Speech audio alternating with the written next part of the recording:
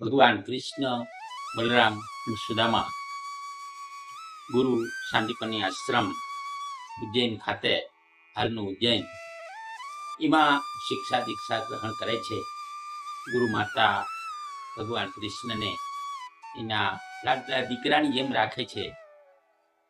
કૃષ્ણ, સુદામા અને બલરામ ગુરુની સેવા કરે છે. બલરામ બધાની અંદર મોટા, એટલે લાડ પ્યારથી એમનો ઉછેર થાય છે. શિક્ષા દીક્ષા ગ્રહણ કરે છે.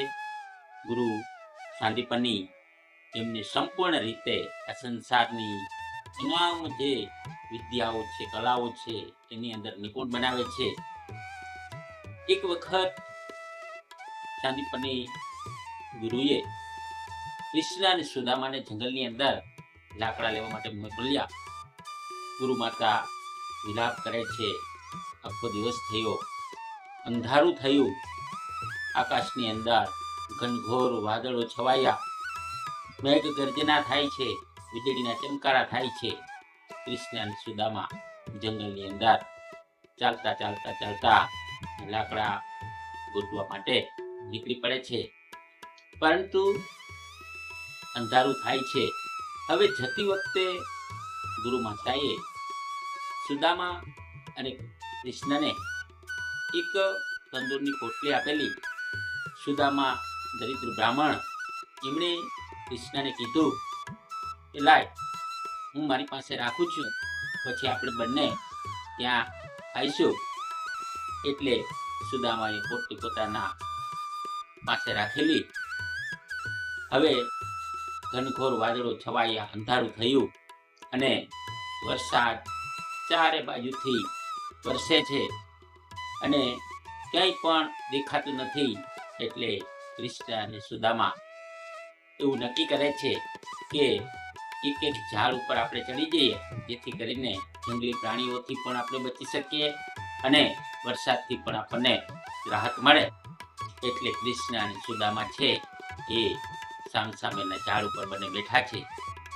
સુદામા ને પોતાને ડર લાગે છે. વીજળીના ચમકારા અને મેઘ ગર્જનાને કારણે સુદામા ડરે છે, ઠંડીથી ધ્રુજે છે અને કૃષ્ણને કહે છે કે કૃષ્ણ, કાના, ડર તો નથી લાગતો ને? આવી ગર્જના થાય છે, ડરતો નહીં, હું અહીંયા બેઠો છું. આમ હકીકતમાં સુદામા પોતે ડરે છે. એટલે કૃષ્ણને કહે છે કે ડરતો નહીં, હું અહીંયા છું, અને બૂમબરાડા નાખે છે. હવે રાતનો સમય થાય છે, એટલે બંનેને ભૂખ લાગે છે. સુદામા કૃષ્ણને કહે છે કે કાના, ભૂખ લાગી છે, પણ શું કરીએ? એને ગુરુ માતાએ આપેલી પેલી તંદૂરની પોટલી યાદ આવે છે. એમાંથી ખોલે અને સુદામા એક પછી એક દાણો ખાય છે. કૃષ્ણને કહે છે કે કૃષ્ણ, ભૂખ લાગી છે. એમ કરતા કરતા એ આખી પોટલીમાં રહેલા બધા જ દાણાઓ ખાઈ જાય છે. કૃષ્ણ કહે છે વરસાદ શાંત થાય પછી આપણે નીકળીએ.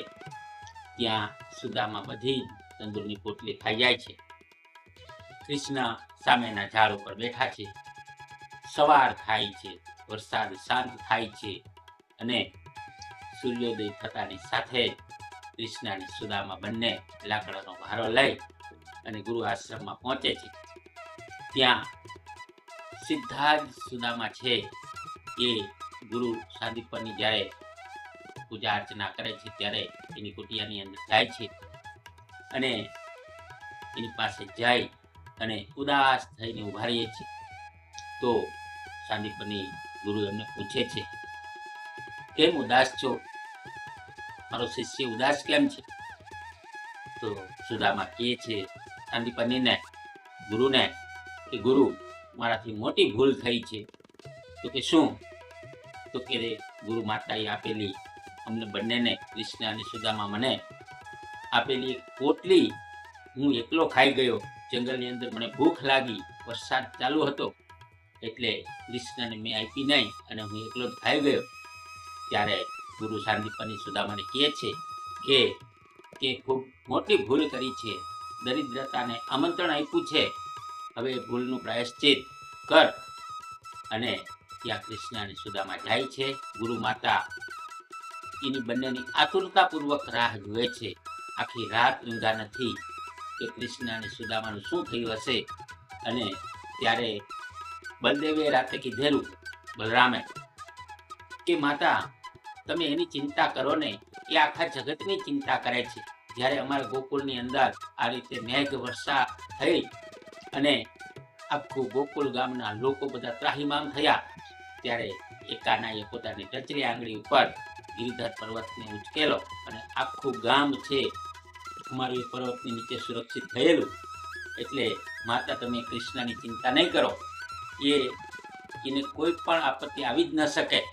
અને ત્યારે સવારમાં કૃષ્ણ અને સુદામા બંને આવે છે અને ગુરુ માતા એમને ખૂબ જ વાલથી પંપાળે છે કે તમને કાંઈ થયું તો નથી ને?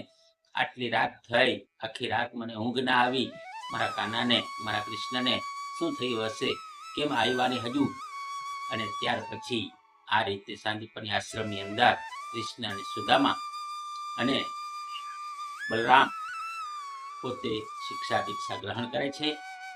હવે સાંદીપની ઋષિના આશ્રમની અંદર, ઉજ્જૈનની અંદર ભગવાન કૃષ્ણએ શીખેલી જે 16 પ્રકારની કલાઓ અને 64 પ્રકારની વિદ્યાઓ, એ આ સંસારના દરેક પાસાઓ, એ રમતગમત હોય કે યુદ્ધનું મેદાન હોય કે પછી વ્યૂહ રચના હોય, રાજનીતિ હોય, ધર્મ અર્થ હોય, આ તમામ કાર્યની અંદર ભગવાન કૃષ્ણને ગુરુ સાંદીપની નિપુણ બનાવે છે. એટલે કે સંસારનું એવું કોઈ પાસું નથી કે જે ભગવાન કૃષ્ણ પાસે નહીં આવ્યું હોય. અને આ પ્રકારે શિક્ષા દીક્ષા ગ્રહણ કરે છે.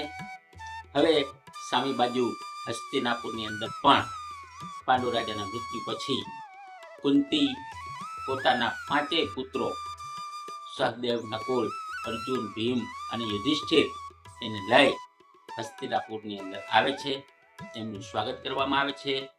અને હસ્તિનાપુરની અંદર ગાંધારી એમને કહે છે કે અહીંયા આ તારું જ રાજમહેલ છે, આ તારું જ હસ્તિનાપુર રાજધાનીની અંદર તું પણ એની પટરાણી છો. એટલે મારા સંતાનો જે પ્રમાણે રહે છે, દુર્યોધન, દુશાસન અને બધા, એ જ રીતે તારા સંતાનોને પણ રાખવામાં આવશે. એટલે નિશ્ચિંતપણે તું તારા ઘરે આવી છો, એટલે ચિંતા નહીં કર. હવે એ દરમિયાન ઋષિ વેદવ્યાસ આવે છે, મુનિ વેદવ્યાસ, અને એની માતા સત્યવતીને કહે છે કે માતા, હવે આપણે હસ્તિનાપુરની અંદર રહેવાનો સમય સમાપ્ત થયો છે, હવે તપસ્યાનો માર્ગ અપનાવો. તો સત્યવતી વેદવ્યાસને પૂછે છે કે એનું કારણ શું, કે મારે હવે અહીંયા રહેવાનો સમય કેમ પૂરો થયો? તો વેદવ્યાસ કહે છે કે માતા, અહીંયા જે બનવા જઈ રહ્યું છે એ તમે તમારી નરી આંખે જોઈ નહીં શકો.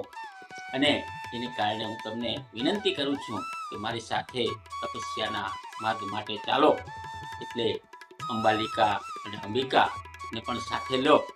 એટલે અંબિકા, અંબાલિકા અને સત્યવતી વેદવ્યાસની સાથે તપસ્યા માટે નીકળી જાય છે. આમ હવે કૌરવો અને પાંડવો, એટલે દુર્યોધન, દુશાસન અને 5 પાંડવોને વિદ્યા અભ્યાસ માટે ગુરુની શોધ છે. એટલે ભીષ્મ પિતામહ છે એ ગુરુની શોધ માટે નીકળે છે. હવે ગુરુની શિક્ષા દીક્ષા એ જ્યારે પાંડુ રાજા જંગલની અંદર પોતાના પશ્ચાતાપ માટે ગયા હતા, ત્યારે એના કુલગુરુ કૃપાચાર્ય પાસે શિક્ષા દીક્ષા ગ્રહણ કરતા, અને એના જ બનેવી એટલે કે દ્રોણાચાર્ય એમને એ વિદ્યા અભ્યાસ માટે એની પાસે આ તમામ પાંડવો અને કૌરવોને વિદ્યા અભ્યાસ માટે મોકલવામાં આવે છે. ગુરુ દ્રોણાચાર્ય કૌરવો અને પાંડવોને શિક્ષા દીક્ષા આપે છે. એક વખત રમતા રમતા એક દડો છે કૂવાની અંદર પડી જાય છે, અને ત્યાંથી દ્રોણાચાર્ય પસાર થાય છે.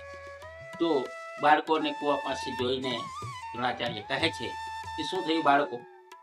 એટલે બાળકો એની આપવીતી જણાવે છે કે મારો દડો છે આ કૂવામાં પડી ગયો છે, અમે કાઢવા માટેનો પ્રયત્ન કરીએ છીએ.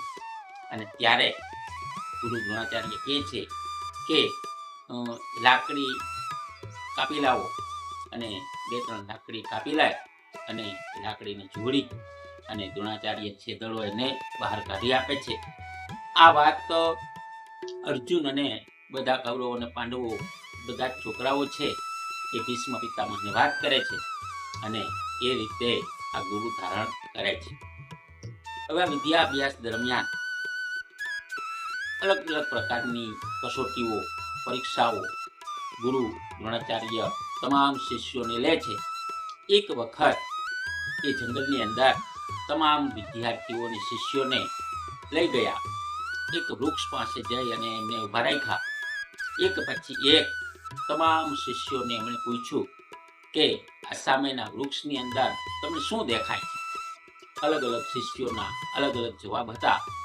એમાં અર્જુનનો વારો આવ્યો ત્યારે દ્રોણાચાર્યએ પૂછ્યું કે અર્જુન, તને શું દેખાય છે?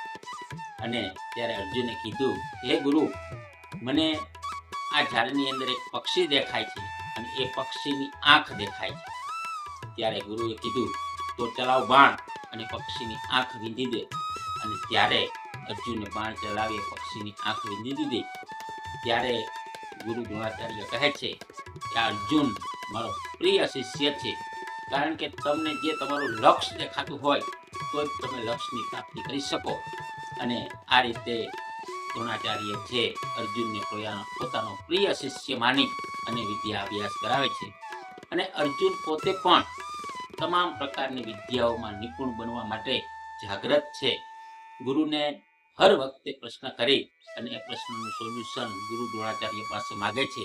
ધનુર્વિદ્યાની અંદર, બાણ વિદ્યાની અંદર, તમામ વિદ્યાની અંદર નિપુણ બને છે અને સર્વશ્રેષ્ઠ બાણવડી તરીકે એ નામના મેળવે છે. હવે વિદ્યા અભ્યાસ જ્યારે કૌરવો અને પાંડવો ગુરુ દ્રોણાચાર્ય પાસે કરે છે ત્યારે એક દાસ પુત્ર એટલે કે કર્ણ કે જેને પેટીમાંથી લઈ અને એની માં રાધા એને ઉછેર કર્યો, તો એ દાસરાજ અને કર્ણ બંને આવે છે ગુરુ દ્રોણાચાર્ય પાસે શિક્ષા દીક્ષા લેવા માટે. તો ગુરુ દ્રોણાચાર્યને વાત કરે છે તો દ્રોણાચાર્ય કહે છે દાસરાજને કે ના, હું અહીંયા માત્ર રાજકુમારોને શિક્ષા દીક્ષા આપું છું, એટલે હું તમારા પુત્રને શિક્ષા દીક્ષા નહીં આપી શકું. અને એમ કહી અને કર્ણ અને દાસરાજ બંને નીકળી જાય છે. પરંતુ એ તો કર્ણ હતો, એ પણ આર્યપુત્ર હતો, કુંતીપુત્ર હતો, એટલે એની અંદર પણ યુદ્ધ વિદ્યાનું જ્ઞાન એની લાક્ષણિકતા હતી. એટલે એ પરશુરામને ગુરુ ધારણ કરે છે અને શિક્ષા દીક્ષા તમામ એ વિદ્યા પ્રાપ્ત કરી અને નિપુણ બને છે. આ રીતે તમામ કૌરવો પાંડવો અને એમની વિદ્યા અભ્યાસ ચાલે છે. અને એક બાજુ હવે કૃષ્ણ, સુદામા અને બલરામની પણ શિક્ષા દીક્ષા સમાપ્ત થાય છે. એક દિવસ કૃષ્ણ, બલરામ અને સુદામા ગુરુ પાસે શિક્ષા દીક્ષા પૂર્ણ થતા એની પાસે હવે ત્યાંથી વિદાય લેવા માટે જાય છે. તો ગુરુ માતા છે એ રડી પડે છે, કારણ કે ગુરુ માતાનો પુત્ર છે એનો વિયોગ હતો, એનો પુત્ર ગુમાવેલો હતો, એનો વિયોગ હતો. અને ત્યારે દક્ષિણા માટે કહેવામાં આવે છે. તો ગુરુ સાંદીપની કહે છે કે મારે દક્ષિણા જોઈતી નથી. અને ત્યારે કૃષ્ણ અને બલરામ કહે છે કે ગુરુ, અમે દક્ષિણા આપ્યા વગર વિદ્યા પ્રાપ્ત કરી ન શકીએ. અને એટલે એ સાંદીપની ઋષિના જે પુત્રનું જે ન હતો એને શોધ કરી અને ગુરુ માતાના ચરણોમાં એમનો પુત્ર આપે છે. આ એમની ગુરુ દક્ષિણા હતી. અને આ રીતે કૃષ્ણ બલરામની પણ વિદ્યા અભ્યાસ પૂર્ણ થાય છે.